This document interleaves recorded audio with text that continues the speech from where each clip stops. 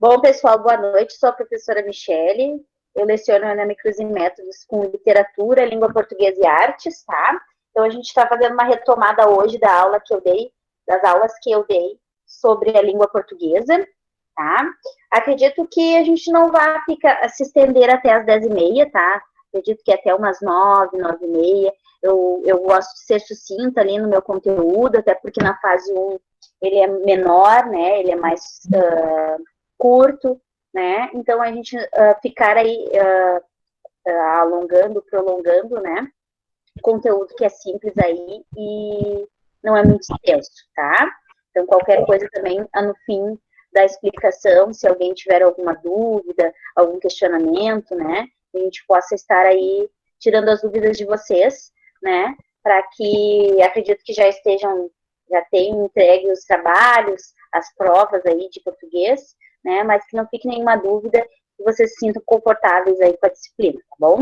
Então, eu vou compartilhar, vou pedir só para a Gisele fechar o áudio, para vocês poderem me ouvir bem, tá? Obrigada.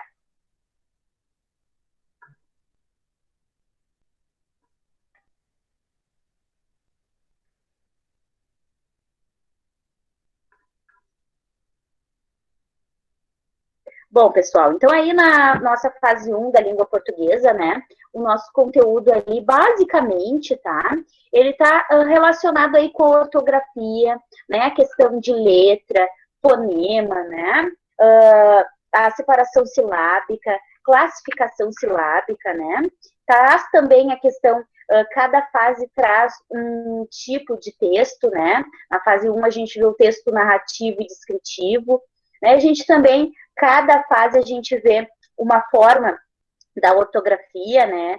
Na primeira fase a gente vê a parte da escrita do mal com L, mal com U, e o uso dos porquês, né? Então, basicamente, a gente está trabalhando aí a fonética, né? O som, o fonema, a fonologia, né? A questão da fala e da escrita aí, que é a base dessa fase 1 aí, tá bom? Então, eu começo aí explicando para vocês sobre o texto narrativo e descritivo, né? Então, ele já se simplifica, já dá aí o objetivo, né, que ele narra, um texto de narração, né, onde tem que ter um narrador, né, esse narrador, ele pode participar da história ou não, né, ele vai contar um fato, ele vai narrar, descrever, né, esse fato ele pode ser real ou não, pode ser fictício, tá? Ele pode ocorrer em determinado tempo e lugar ou não. Então, esse texto narrativo e descritivo, ele me permite, né, ser uma coisa ou outra, né? E ele envolve aí os personagens, alguns personagens, tá? E também ele fala sobre o objeto do mundo real, né? Então, e ele tem uma ligação, esse texto, né? Com a anterioridade, que é o que eu contei, e a posterioridade. Então, eles têm que estar linkados, eles têm que estar ligados, tá? O tempo verbal, só um pouquinho que eu vou aceitar aí.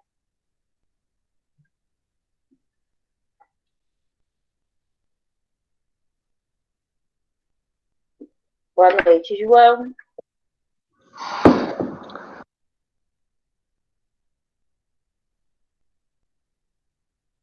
Então, a gente tem esse texto narrativo aí com uma descrição que o tempo, né, o tempo verbal, os verbos, eles são todos predominantes no passado, porque eu vou narrar, eu vou descrever algo que já foi, né, algo que já aconteceu, então eu estou descrevendo, contando um fato que já ocorreu, tá?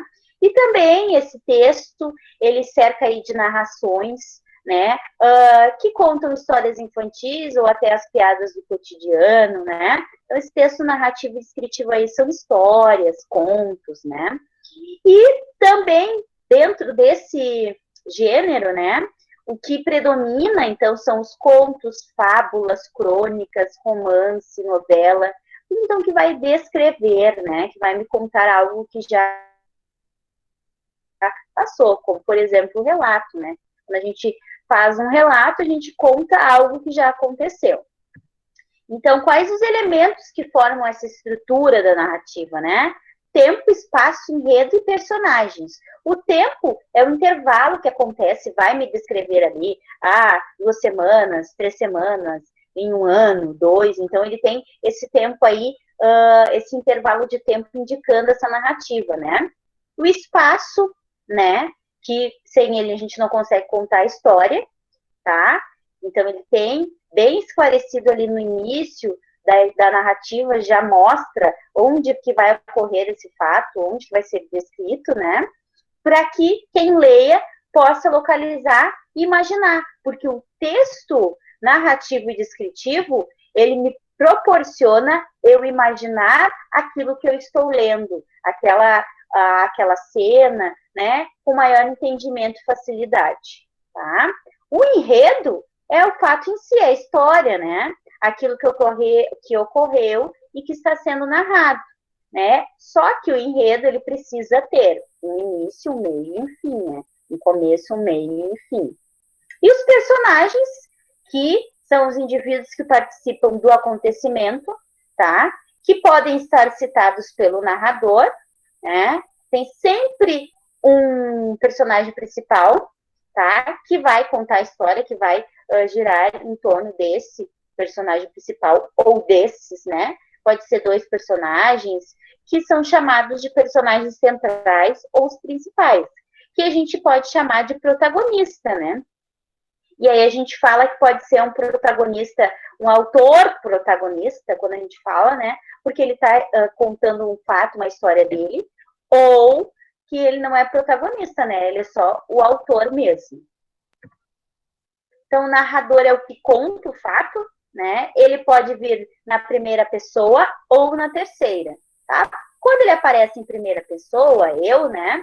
O qual participa da história, narrador, personagem. E a terceira pessoa é o qual não participa daquele fato. Ele é o narrador observador, ele só observa e conta e narra a história, tá?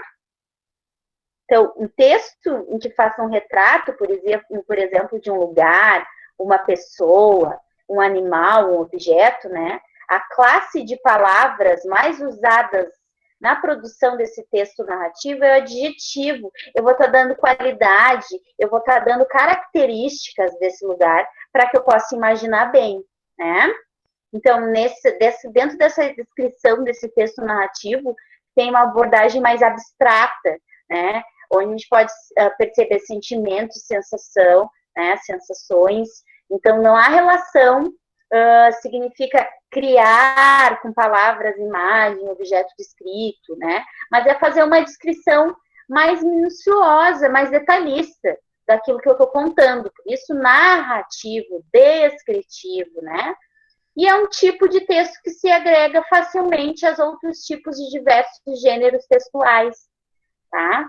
Então, ele também, como ele descreve, eu posso ter ele num folheto, num cardápio, né, um folheto turístico, anúncio classificado. Então, ali eu encontro um texto narrativo descritivo.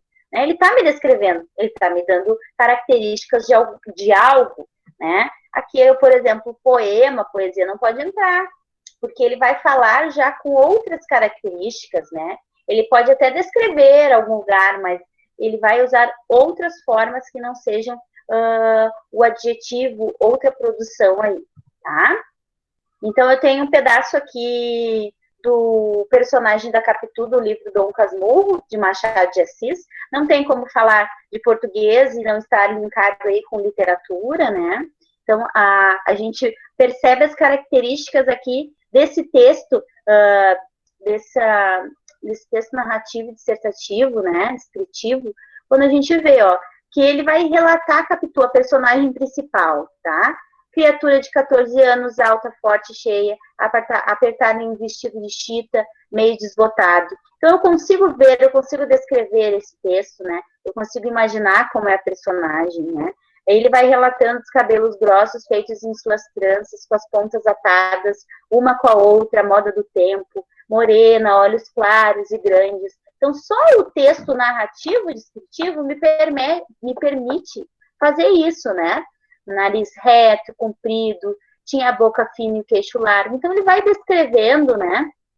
todo esse detalhe. Então, a gente sabe, aqui a gente vê a parte que ele descreve, ele não está narrando o lugar, mas ele descreve um personagem, né?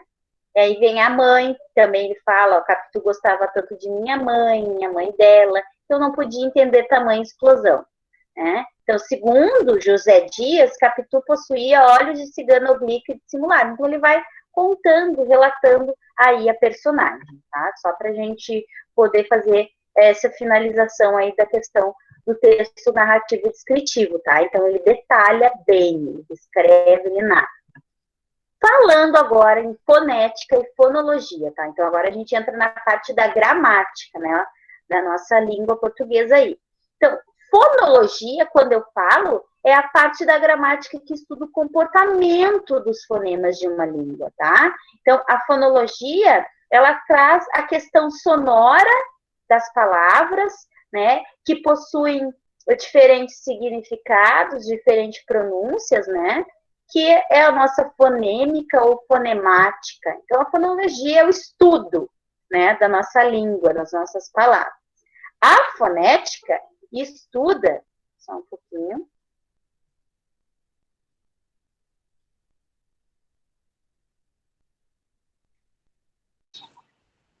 Boa noite, quem é que tá como Gabi Game, é isso? Só para mim anotar o nome dos alunos que estão em aula.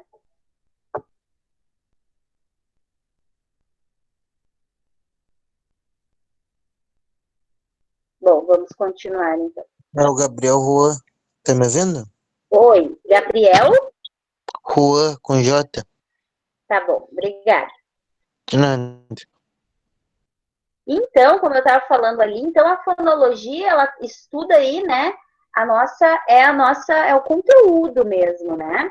E a fonética estuda a particularidade dos fonemas, dos sons, as variações que podem ocorrer na realização desse fonema, tá? Então, a fonética está ligada aí como que eu pronuncio, a fala, tá?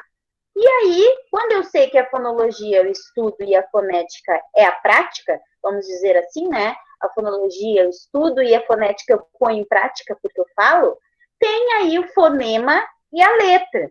O fonema é a menor unidade sonora e distinta de uma língua, tá? Esses fonemas são divididos em vogais, semivogais e consoante. Ou seja, o fonema é diferente. A gente vai pensar é a letra, né? Mas a gente divide eles, né? Porque em concurso vocês vão encontrar, ou em provas, quando cai língua portuguesa, a gente sempre tem uma questão que pede, selecione a opção correta, que a palavra tem o mesmo número de fonema e letra. Não sei se vocês já viram essa questão em prova, né? Então, eu tenho que cuidar, porque às vezes a palavra não vai ter o mesmo fonema, a quantidade de fonema e letra, né? A gente vai ver agora daqui a pouco, que tem diferença, não é? Porque eu pronuncio de uma forma e falo de outra, escrevo de outra, né? Então, a gente tem aí o fonema, ele é dividido, então, em vogais, semivogais e consoantes. Tá? Convém reforçar que o fonema é uma realidade sonora, acústica, tá? E a letra é o sinal, a letra é o sinal gráfico, é onde eu posso expressar na escrita, né? O que representa esse fonema. Então, a letra é uma realidade gráfico-visual, onde eu estou vendo o que eu vejo no fonema, tá? Observações importantes aí, ó. Uma mesma letra pode representar fonemas diferentes. Por exemplo, ali a palavra feixe. Na hora de escrever, eu vou ter 5 letras, né? Contando ali F, E, I, X e E.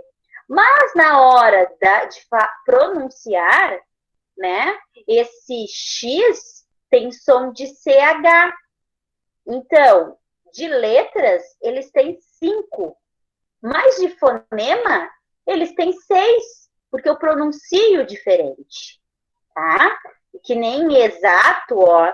eu pronuncio, escrevo com X, mas ele tem som de Z. Tá, aí não tem tanta diferença, né? Mas eu sei que a pronúncia é diferente. Próximo, né?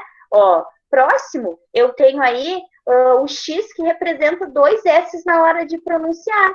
Se eu perguntasse quantos fonemas e quantas letras, eu sei que letras eu teria ali 3, 4, 5, 6, 7. 7 letras. Mas fonemas eu teria 8, porque o meu som é diferente. O próximo ele representa 2 fonemas, né? Então, o mesmo fonema pode ser representado por letras diferentes, tá? É o que ocorre, por exemplo, em flecha, que o CH, na hora de falar, tem som de X, lixo, que o X tem som de CH, né? Então, uma única letra pode representar 2 fonemas, tá? Como, por exemplo, que a gente chama essa situação de dífono, né? Táxi. Se lê táxi, né? Quando a gente pronuncia, a gente tem ali o K, né? Que o X tem som ali de KS. Então, se eu fosse fazer a contagem de letras e fonemas, ficaria diferente, né? Ficaria táxi 4 letras e fonemas teriam 5, né? Então, 2 letras podem representar um único fonema, tá? Como dígrafo, por exemplo. Agora, quando a gente ver o dígrafo, a gente vê que chave, né? Tem o CH, tem som de X. Então, ele vai representar só um dígrafo, né? Então, essa classificação aí dos fonemas, nós temos as vogais, que são as vogais, né? Semivogais. A semivogal, ela está ligada ali entre usar uma vogal, que são as principais, o A, o E, né? E o O, e botar depois, vem em seguida aí as outras que são semivogais, como o U, o I, né? Então, as principais vêm primeiro e depois elas vêm o I e o U, que não são tanto usados nessas semivogais aí. As consoantes e o dígrafo, né? O que são os dígrafos? Então, são aquelas famílias, o LH, o NH, o CH, 2 R's, tá? E os encontros vocálicos, né? Existe 3 tipos de encontros vocálicos, tá? Os encontros vocálicos são essa junção, então, de vogais, desses sons, dessas letras, né? Que me permitem fazer uma classificação, né? O ditongo, por exemplo, é a junção de uma vogal mais uma semivogal, né? Que seja um ditongo decrescente ou um ditongo crescente. Como, por exemplo, a palavra noite, ditongo decrescente, por quê? Porque eu tenho o, que é uma vogal, e o i, que é uma semivogal. Então, noite é decrescente, porque a vogal, ela está soando mais alto quando eu falo, né? Noite. E o quase é um ditongo crescente, porque vem uma semivogal, que é o U, com uma vogal. Então, quase, ele cresce, né? Então, sai daquela semivogal e a vogal, ela se destaca. Então, cresce até na minha pronúncia, na minha fala, tá? O hiato é a junção de 2 vogais pronunciadas separadamente, formando sílabas distintas. Então, o hiato, ele faz essa separação. Elas ficam separadas, tá? Em sílabas, separação de sílaba. Ficou separado uma vogal de uma semivogal, é um hiato. O tritongo já é a junção de semivogal, mais semivogal, que forma uma só sílaba, como, por exemplo, em Paraguai e arguil, né? Ou arguil, que a gente pode falar também. Então, Paraguai, ó, vem uma semivogal, né? Decrescente, cresce, crescente, o A ali, e decrescente, Paraguai, né? Então, eu subo no tom e desço. E o arguil também, né? Então, o tritongo, ele não se separa, ele fica todo na mesma sílaba. E esses encontros consonantais, tá? Então, quando são encontros aí de consoantes, existe uma sequência de 2 ou mais consoantes em uma mesma palavra. Então, quando acontece isso, a gente denomina como encontro consonantal, encontro de consoantes. O encontro pode ocorrer na mesma sílaba, como claridade, fritura, amplo, né?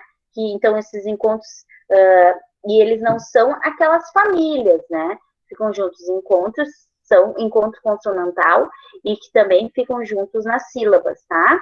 E eu posso ter o caso de sílabas diferentes, como afta, compulsório, mas eles não deixam de ser encontros consonantais, tá? Se encontram ali, eles não fazem sílabas, separações silábicas, né? Eles se encontram, né? Então, só não pode esquecer que nos encontros consonantais, nós somos capazes de perceber o som de todas as consoantes. Porque, ó, afta, né? Compulsório. Então, a gente sente, a gente escuta todas essas consoantes aí. Quando a gente fala, então, já vimos aí o processo de saber os sons, as letras, né? A separação, né? O que fica com o que, a divisão. A gente fala da divisão silábica, tá? A fala é o primeiro e mais importante recurso usado na divisão silábica. Conta muito na minha divisão silábica, quando criança aprende, né? Por quê? Porque eu preciso do meu som, da sonoridade, né? Então, regra geral, toda sílaba obrigatoriamente possui uma vogal, tá?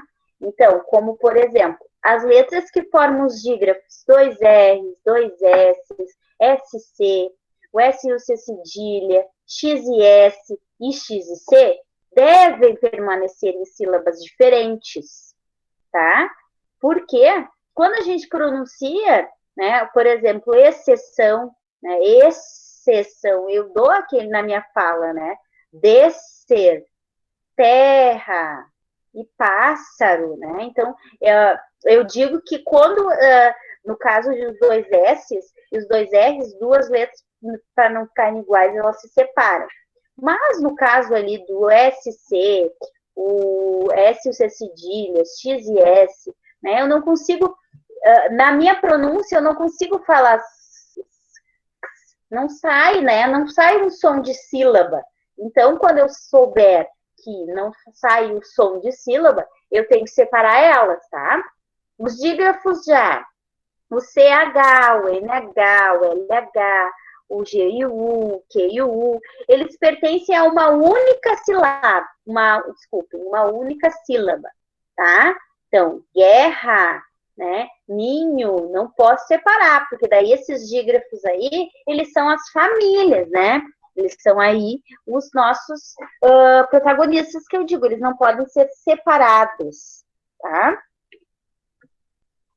Porque quando a gente fala na questão sonora, né, eu consigo ainda falar o sh, n, l, g, k, né, são sílabas que eu consigo fazer um som e eu consigo guerra, por exemplo, né, então permanece em uma única sílaba. Os hiatos, tá, não devem permanecer na mesma sílaba, como por exemplo, juíza, tá, um hiato, então não pode ficar na mesma sílaba, cadeado e Laís. Os ditongos e tritongos devem pertencer a uma única sílaba, tá? Então, ditongo e tritongo eu não separo, eu não consigo pronunciar o som separado na sílaba. Eu preciso deixar ele ali, ó, Paraguai, averiguei, caixa, peixe, né? Então, caixa, peixe. Então, eu preciso deixar eles no mesma sílaba, no mesmo lugar. Porque se eu separar, eu não consigo ter a sonoridade, não consigo ter a pronúncia. E aí eu não consigo... Então, tá... Por isso que a divisão silábica, ela tá ligada com a minha fala, a minha pronúncia. Tá? Então, conta muito como eu falo. Por isso, quando a gente aprende, criança, a gente aprende lá nas séries iniciais, né, eles têm muita dificuldade. Como eles falam tudo junto, eles têm dificuldade para separar. Então, isso tem que ser bem trabalhado, né? Os hiatos, deixa eu ver aqui, eu já falei.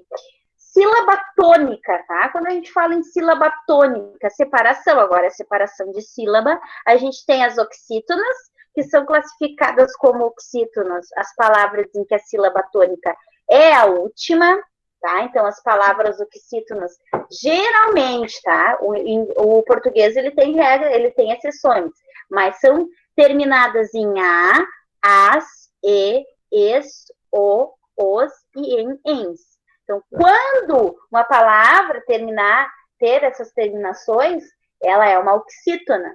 Então, ela precisa ser acentuada na última, tá?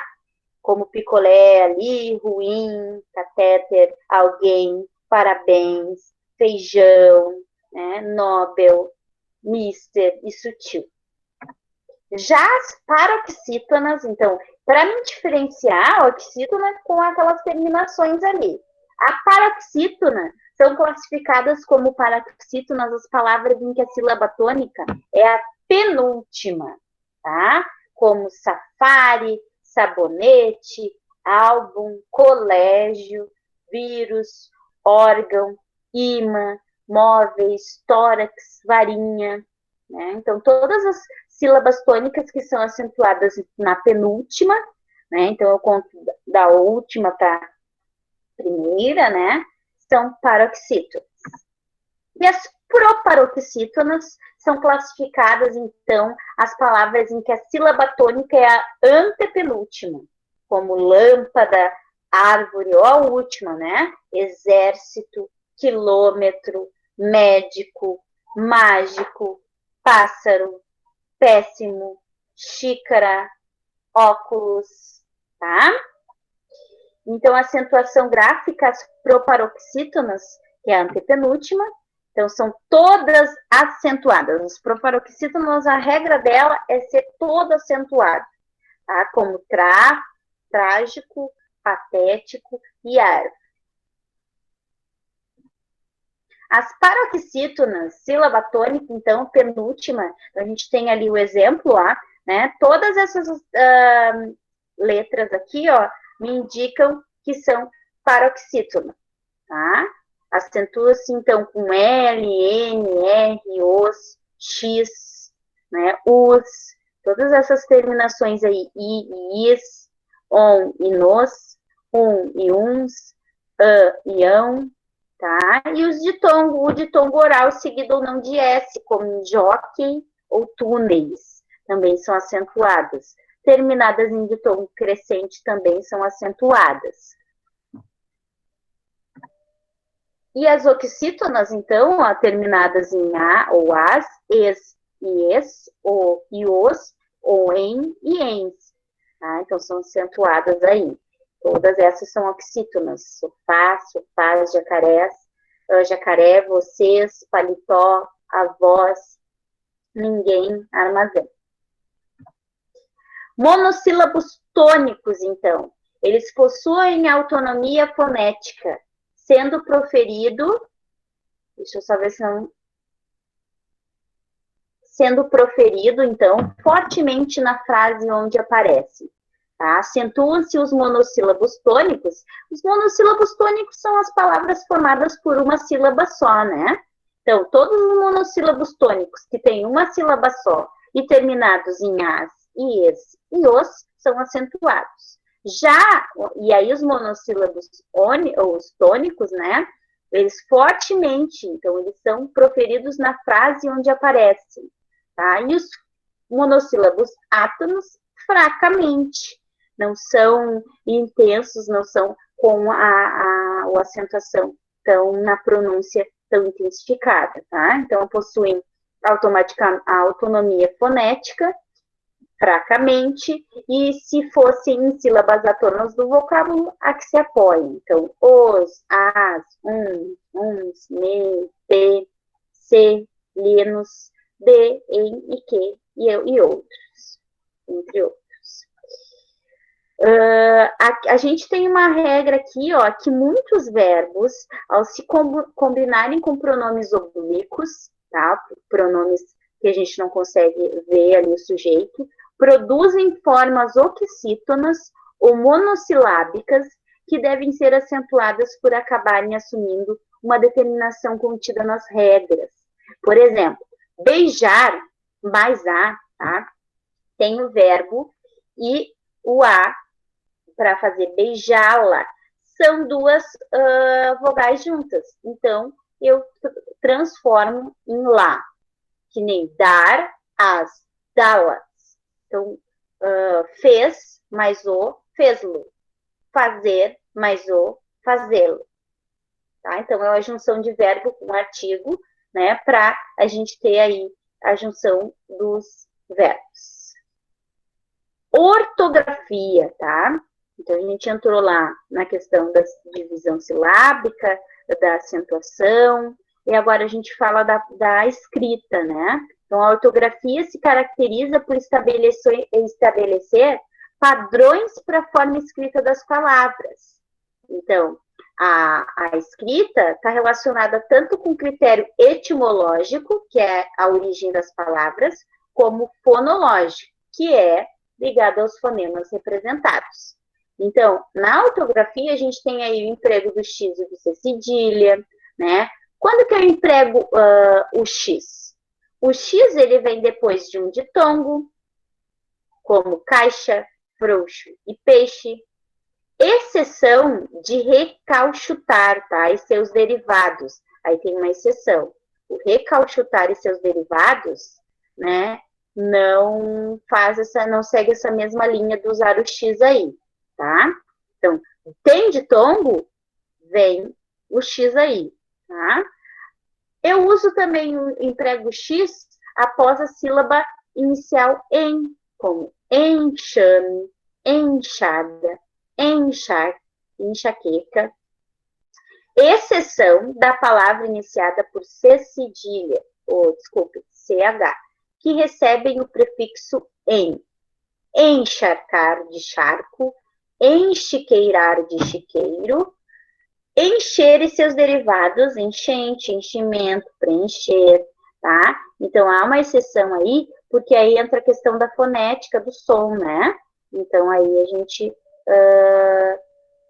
escreve com CH. Ainda usando o X aí, após a sílaba inicial mexer, mexerica, mexicano, mexilhão, e exceção da mecha, tá? Por que a mecha não?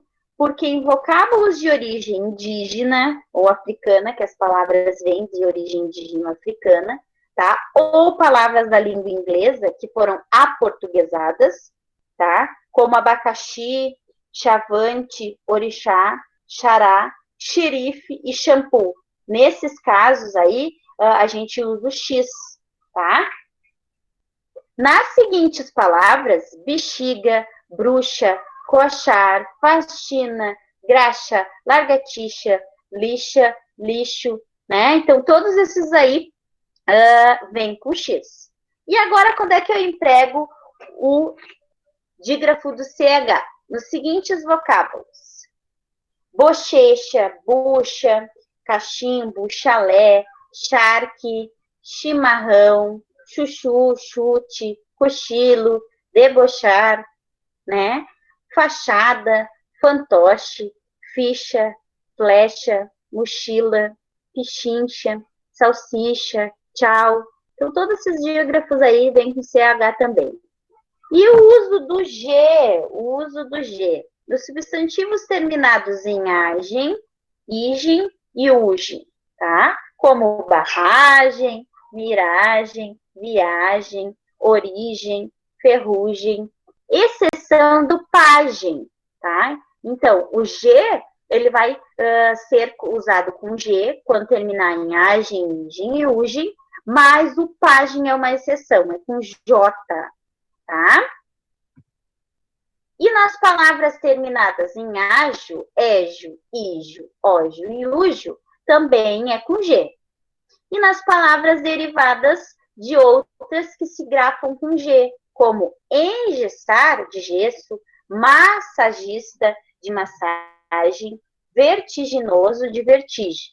Tá? E nos seguintes vocábulos: algema, auge, bege, estrangeiro, geada, gengiva, gibi, gilete, hegemônia, herege, megera, monge, rabugento e vage. E o J nas terminações com os verbos jar e gear, tá? Como arranjar, arranjo, arranje, arranjem, despejar, despejo, despejem. E nas palavras de origem tupi, africana, árabe ou exótica, também recebem o J, ó, biju, jiboia, canjica, pajé, jerico, manjericão, moji. E emprega-se o S nas palavras derivadas de outras que já apresentam R na sua palavra de origem, lá que vem no dicionário. Análise e analisar, vai S, porque análise escreve com S. Casa, casinha, casebre, com S, porque a palavra casinha vem de casa. Cátalis, de catalisador, também vem com S. E liso, alisar também, porque a palavra que é o radical, ou seja, a palavra de origem, vem com a letra S. Nos sufixos es e esa, né, que indicam nacionalidade, como, por exemplo, burguês, burguesa, chinês, chinesa, inglês, inglesa, milanês, milanesa, né, vem da origem da nacionalidade, e eu vou também deixar com S. E nos sufixos formadores de adjetivos, ense, osso e ossa, né, catarinense, palmeirense, gostoso e gostosa, gasoso e gasosa, amoroso e amorosa, teimoso e teimosa. Então, sufixo são as palavras que vêm depois, né? Então, desses adjetivos aí. Então, o oso, o osa, né? Vem de gostoso, gostosa. Então, sufixos são palavras que são acrescentadas aí na palavra de origem. E nos sufixos gregos, esse, isa e ossa, né? Como catequese, diocese, poetisa, profetiza, sacerdotisa, glicose, metamorfose, virose, né? E após ditongos, lembrando que nós estamos falando aí, ó, do uso do S, tá? Após ditongos também vai S, coisa, pouso, lousa, náusea, né? Nas formas dos verbos por e querer, bem como em seus derivados, como pus, pôs, puséssemos, puseram, puser. Então, o S, ele tem essa coisa de usar palavras que são derivadas, sufixo ou palavras de origem que seguem a sequência de usar o S. Nos seguintes nomes próprios, personativos também vai S, né? São os nomes Baltazar, Heloísa, Inês. Nos seguintes vocábulos, como abuso, através, freguesia, maisena. E emprega-se o Z, né, nas palavras derivadas de outras que já apresentam o Z no radical. Né? Deslize, então a gente volta de novo a dizer, né, palavra que vem com Z na sua origem, de deslizar, razão, razoável, vazio, esvaziar, né, ficam com o Z. E no sufixo es e esa, os substantivos abstratos como inválido, invalidez, limpo, limpeza, macio, maciez, rígido, rigidez, frio, frieza, nobre, nobreza, pobre, pobreza e surdo, surdez. E nos sufixos isar, ao formar verbos e isação, ao formar substantivos, né? Civilizar era um verbo e virou civilização. Aí vai o Z, continua na mesma hora. E nos derivados insal, zeiro, zinho, zinha, zito e zita, como cafezal, cafezinho, árvorezinha, né, avezita, E nos seguintes vocábulos, como azar, azeite, cuscuz, esses não. Quando a gente diz nos seguintes vocábulos, são palavras que a gente já conhece, né? Que a escrita já vem com Z. E nos vocábulos homófonos, estabelecendo distinção do contraste entre o S e o Z. Ó, cozer, cozinhar, e cozer, costurar. Então, aqui também esses vocábulos homófonos, ou seja, que possuem o mesmo significado com escritas diferentes, ou que possuem escritas diferentes e com significados diferentes também, né? Cozer com S, por exemplo, com Z é cozinhar, e cozer com S é costurar. Mal, então, com L e o mal com U, tá? O mal, quando que eu uso o mal com L? Quando eu vou fazer lá, leio a questão, a frase, para ver se eu vou botar mal com L, tá? Eu já faço, ele substitui o substantivo em um advérbio, tá? Então, quando eu vou usar a palavra mal, eu posso substituir por bem, né? Você se saiu mal na prova, ou você se saiu bem. Então, quando eu faço esse jogo de trocar mal e bem, mal com ele, eu sei que eu vou usar o mal. Ele procedeu mal, ou ele pode ter procedido bem. Deveria ter perguntado antes de fazer isso. Se afasta do mal enquanto há tempo, ou se afasta do bem enquanto há tempo. Vício é um mal que atinge as pessoas. Vício é um bem que atinge as pessoas. Quem faz o mal aos outros não tem coração. Quem faz o bem aos outros não tem coração. Não fale mal dos seus colegas ou não fale bem dos seus colegas. Tá? E o mal com U, ele pode ser um substantivo ou um adjetivo. Muda a classificação. Ó. O mal com L é um advérbio ou um substantivo de lugar, né? Um substantivo. Já o mal com U é um adjetivo ou um substantivo. E ele substitui a palavra bom. Por exemplo, você tem um mau gosto para escolher roupas. Ou você tem um bom gosto para escolher roupas. Porquê, então a gente tem aí os 4 porquês, tá? Então, o porquê separado sem acento, o porquê separado com acento, e o porquê junto com acento, e o porquê junto sem acento. Quando que eu uso o porquê separado e sem acento? Nas frases interrogativas, ou pela substituição de interpretar a frase pelo qual, tá? Aí tem um exemplo ali, ó. Por que ele chorou? Está me interrogando, então é porque separado e sem acento. Diga-me por que ele chorou. Interrogativa indireta. Né? Então eu não fiz não tenho o ponto de interrogação ali, mas é uma interrogativa. Estou querendo saber por que ele chorou. Né? Também vai o porquê separado e sem acento. E os bairros por que passamos eram sujos. Né? Então quando eu leio, eu posso interpretar como os bairros pelos quais passamos eram sujos. E o porquê separado com acento é no final de frases. Pode ser interrogativa, ou afirmativa, ou negativa. Eles estão revoltados por quê? Está no final da frase interrogativa. Ou ele não veio, não sei por quê, está no final de frase afirmativa.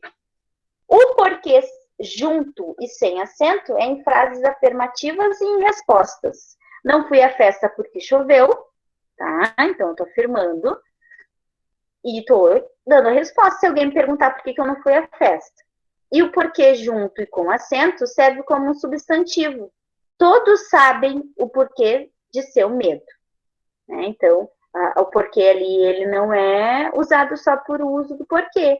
Todos sabem o porquê está sendo usado como um substantivo. O substantivo ali não é medo, é o porquê. Todos sabem o porquê, o motivo de seu medo, tá?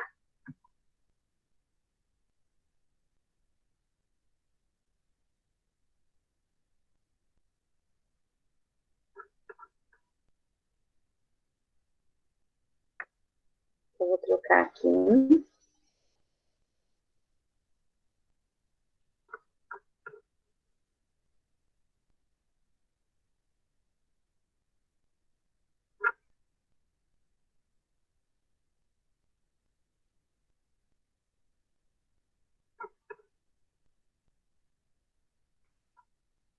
Então, dando mais uma resumida aí, né? E aí, acredito que a gente não vai se estender muito. Eu optei não por mandar o vídeo para vocês, mas que eu desse essa aula que a gente entende melhor, tá? Então, voltando um pouquinho lá, falando sobre a fonética, né? E a fonologia, então, são disciplinas aí que a gente estuda o som das falas e como elas são reproduzidas, tá? Então, a fonética estuda o som da fala e a fonologia estuda a função desses sons em uma determinada língua. Eu vou pular um pouquinho aqui. Então, quando a gente fala aí número de fonemas e números de letras, a letra é o sinal gráfico da escrita. Ó, pipoca tem 6 letras. Hoje tem 4 letras. Só que o fonema é o som da fala. Então, pipoca tem 6 fonemas, porque junto com 6 letras da palavra. Agora, o hoje tem 4 letras e tem 3 fonemas. Por quê? Porque quando eu pronuncio, o H não tem som. Então, hoje, eu conto o J e o E. 3 fonemas. Tá? Então, acontece de o fonema ter mais fonema do que letra, né? Ou mais letra do que fonema. Então, qual é a diferença aí da diferença sonora de som entre duas palavras que você leu? A unidade sonora mais simples da língua recebe o nome de fonema. A palavra rua e lua tem 3 fonemas cada uma. Só que quando a gente vai descrever foneticamente, né, entre duas barras, a nossa pronúncia, a nossa fala é descrita assim, porque a gente não escreve no papel, né, mas a gente faz essa separação aí. Então, a letra, né, o fonema não deve ser confundido com letra. O fonema é um elemento sonoro, que pode falar e ouvir. A letra é só o gráfico, só pode ver. Tá? Então, letra é o sinal gráfico, é escrita, para registrar os escritos dos fonemas. A representação das letras é feita por meio do alfabeto. Tá? Então, o alfabeto é a representação dessas letras, que é composto por 26. Então, vou pular um pouquinho aqui. Então, a vogal e a semivogal.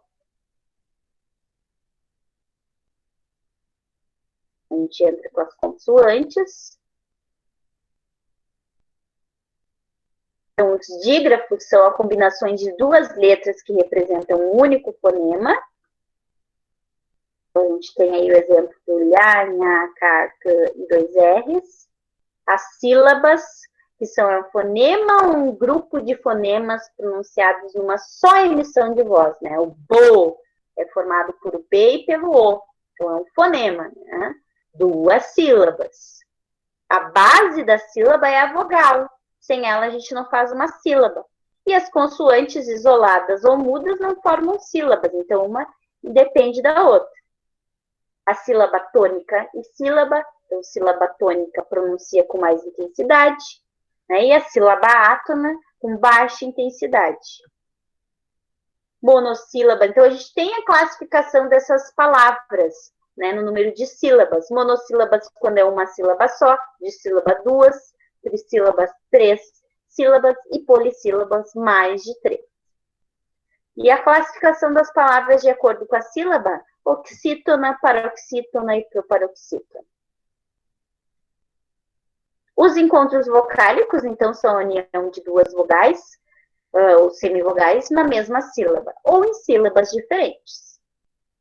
Tá? O hiato, então, é o encontro de duas vogais, só pode haver uma vogal em cada sílaba, e as vogais de hiatos ficam sempre em sílabas diferentes. O ditongo é o encontro de uma vogal e uma semivogal. Uma vogal sozinha não constitui sílaba. E o ditongo, então, ele não se divide silabicamente. Opa, confundi. E o tritongo é o encontro de uma semivogal, mais uma semivogal, nessa ordem, né? Para ser tritongo tem que ser nessa ordem. Contém uma só vogal e o tritongo não se divide silabicamente.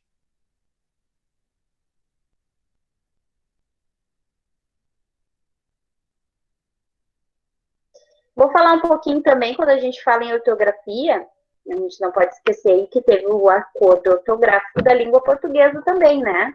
Então, como que ficou um pouco aí para vocês entenderem o novo jeito de escrever? O acordo, esse novo acordo ortográfico, ele vem para unificar a ortografia, tá? Dos países de língua portuguesa e aproximar essas nações aí. Então, a pronúncia, o vocabulário, a síntese permanecem exatamente como estão. Então, não foi só o nosso país que integrou aí a reforma da nova ortografia, né? Nós tivemos Portugal, nós tivemos o nosso país, né? Angola, São Tomé e Príncipe, Cabo Verde, Guiné-Bissau, Moçambique e Timor-Leste. Esses outros países aí falam, né? O português, o Portugal, português de Portugal. Tá? Então, tiveram as regras. Então, quais foram as mudanças dessa nova ortografia? O alfabeto, o trema, mudanças na regra de acentuação, como o acento agudo, o acento circunflexo e o acento diferencial. E o hífen? Então, o alfabeto mudou, porque ele passa de ter 26 letras com a reintrodução do K, do W e do Y. Eles tinham caído e voltaram, tá? Então, já era utilizado para símbolos, medidas, né? Então, eles voltaram, porque a gente usa para símbolo como quilômetro, quilo, né? E para nomes estrangeiros, como e os derivados. Então, eles precisam estar no alfabeto, porque a gente usa algumas palavras com o W, o K, o W, Y, né? Como os nomes estrangeiros, por exemplo, ou palavras estrangeiras. Show, playboy, playground, né? Kung Fu, Yin, Yang, William, Kaiser, Kafka, Kafkiano. Então, a gente precisa ter essas letras. O trema, então, ele permanece apenas nas palavras estrangeiras e as derivadas. Muller, mulleriano, né? Então, palavras derivadas do estrangeiro recebem trema ainda. E não se usa mais trema em cima do U, como no G, no GUI, no Q e no QI. Tá? Por exemplo, era escrito aguentar e ficou aguentar sem o trema em cima. 50, 50 sem trema. Bilíngue, linguiça e tranquilo. Tá? Essas palavras aí, o U não recebe mais trema. Mudanças na regra da acentuação aí, só falando do acento agudo. Tá? Então, não se usa mais o acento nos ditongos abertos, ei e oi, tá? Das palavras paroxítonas, como, por exemplo, boia, colmeia, ideia, alcateia, androide, não se tem mais esse acento aí. A regra do acento é válida somente para palavras paroxítonas, tá? Que seguem a regra aí determinadas em és, els, oi e ois. Tá? Então, essas aí ainda é válido o acento. Papéis, herói, heróis, troféu, troféu. Tá? E na palavra paroxítona, que não se usa mais em acento no i e no u tônico. Feiura, agora fica sem acento. Quando vierem depois de um ditongo. Se a palavra for oxítona e o i, o i ou o u estiverem em posição final, seguidos de s, o acento permanece, como tuí-tuí, tuí-tuís e piauí. O acento circunflexo, tá, não se usa mais nas palavras terminadas em o, os, tá? Abençoo não tem mais, dou, enjoo, magoo, perdoo, povo, vou, zou, tá? Não tem mais o acento circunflexo. E não se usa mais o acento na conjunção da terceira pessoa do plural do presente do indicativo, dos verbos crer, dar, ler e ver. Não falo mais creem, nem deem, nem leem, nem veem com acento circunflexo. O acento diferencial, né? Não se usa mais o acento que diferenciava os pares. O acento diferencial, ele é aquele que diferencia o significado da palavra, né? Para, pelas, pela, pelo, pelo, né? O significado é diferente, então não tem mais isso, não se acentua mais. E permanece o acento diferencial só em pode, e pôde. Ontem ele não pôde sair mais cedo, mas hoje ele pode. Tá? Então, precisa ficar no pôde pelo significado das duas palavras serem significados diferentes. Permanece o acento diferencial em pôr e pôr. Vou pôr o livro na estante, que foi feita por mim. Então, pôr com acento de colocar na estante e por mim, feito de outra forma, tá? Por alguém. E o hífen? Usa-se sempre o hífen diante de palavra iniciada por H, como anti-higiênico, anti-histórico, macro-história, mini-hotel, sobre-humano, super-homem, ultra-humano. Tá? Então, essas palavras aí, diante de palavra iniciada por H, usa-se o hífen, ou seja, a palavra que vier depois, que inicia com H, vai hífen na separação. Quando o prefixo termina por vogal, usa-se o hífen se o segundo elemento começar pela mesma vogal. Então, palavras distintas, diferentes, que iniciam, a primeira termina com uma vogal e a outra inicia com vogal, eu tenho que usar o hífen. Anti-imperialista, auto-observação, senão fica vogal com vogal ali, tá? Contra-almirante, micro-ondas, micro-ônibus, semi-internato e semi-interno. E com o prefixo vice também se usa o hífen, né? Vice-rei, vice-almirante.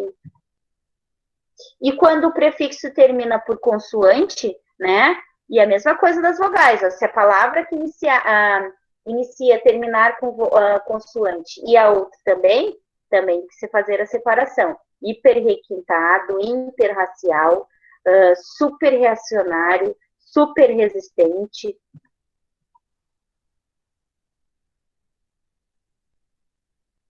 Com o prefixo sub, usa-se o hífen diante de palavra iniciada por R, B e H. Sub-região, sub-raça, sub-humano, sub-base. Então, com o prefixo pan, usa-se o hífen diante de palavra iniciada por H, M, N, vogal.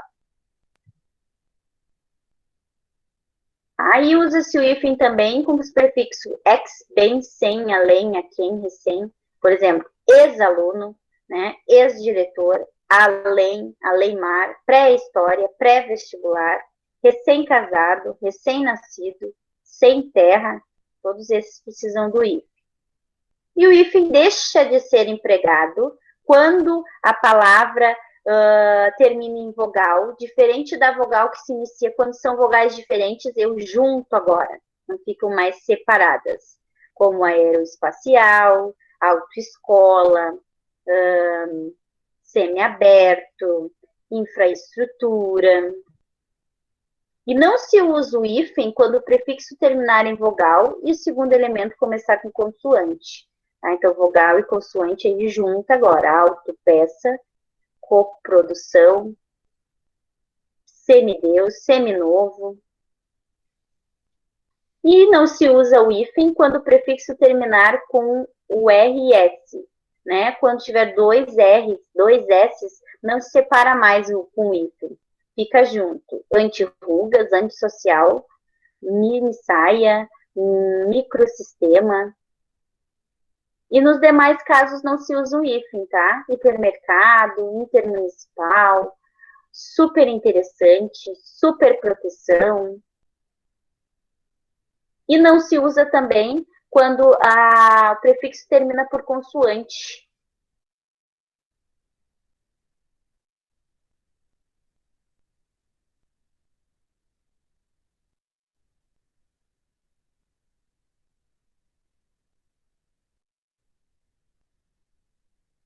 Então, rapidinho, falando mais um pouquinho aí dos porquês, tá? O porquê separado é para pergunta, o porquê junto, sem acento, é com resposta, o porquê separado e com acento, fim de frase, dá um motivo, e o porquê junto e com acento, ele tem a função de substantivo, tá? Então, o porquê separado e sem acento é a sequência de por, preposição, né? Um pronome interrogativo, que ou porquê. Pode ser substituído por qual razão, por qual motivo. E usamos o porquê separado e sem acento no início de uma frase para fazer uma pergunta. Quero saber o porquê escolheu essa camiseta. O porquê junto e sem acento é uma conjunção que equivale a pois, já, uma vez que, como. Então, normalmente é usado para explicações e respostas. O porquê separado e com acento é usado sempre no final das frases e pode ser substituído por qual motivo. Essa camiseta está suja? Sabe por quê? Sabe pelo qual motivo? Porque junto e com acento representa o substantivo com significado de causa, razão, motivo. Tá? Diga-me o motivo, o porquê de você usar essa camiseta nessa ocasião.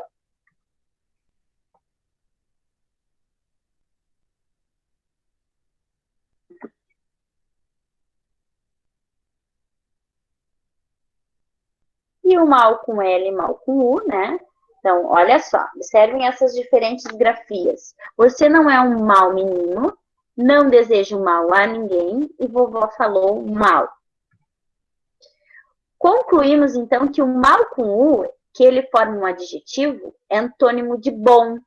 Então, quando eu falo mal menino com U, eu posso substituir pelo bom menino, que eu vou saber que eu vou usar mal com U, quando for qualidade, adjetivo, característica. E o mal com L, ele substitui substantivo, né? É o antônimo do bem. Então, o mal com L também pode ser um advérbio de modo. Vovó falou mal, né? Falou mal, bem, advérbio, falou de alguém.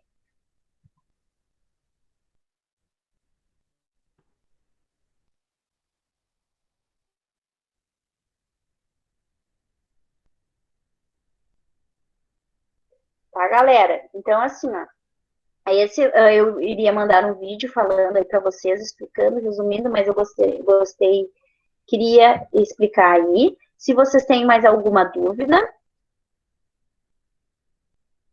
se alguém ficou com alguma dúvida com relação à língua portuguesa na fase 1. Então, finalizamos aí o nosso conteúdo, a explicação, né? Para que vocês não fiquem aí sem a fase 1 da língua portuguesa. E qualquer coisa, fico à disposição para tirarem dúvidas do trabalho, tá? Amanhã já estarei passando as notas de vocês aí fechadas. Só vou buscar mais alguns de alguns colegas para poder fechar todas. Tá bom, gente? Boa noite, fiquem bem. Boa noite. Boa noite. Boa noite.